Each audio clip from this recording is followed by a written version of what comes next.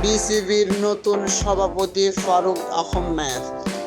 ১ যুগ পর বিসিবির সভাপতি পদ থেকে পদত্যাগ করেন নাজমুল হাসান পাপন। বুধবার ২১শে আগস্ট বিসিবির নতুন সভাপতি করা হয়েছে বাংলাদেশের সাবেক অধিনায়ক ফারুক আহমেদকে।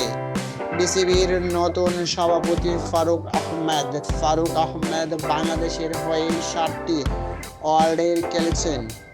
বাংলাদেশের এই সাবেক ক্রিকেটার বাংলাদেশের হয়ে ১৯৮৮ থেকে ১৯৯৯ সাল পর্যন্ত খেলেছেন।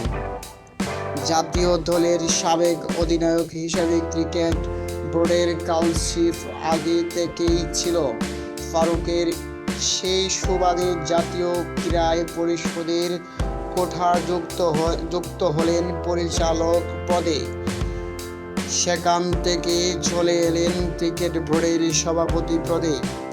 এর আগে দীর্ঘ ১ যুগ বিসিবি সভাপতি পদে ছিলেন নাজমুল হাসান পাপন। ২০১২ সালে সভাপতি মনোনয়ন এবং ২০১৩ সালে নির্বাচনের পর এই আসনে বসেন তিনি।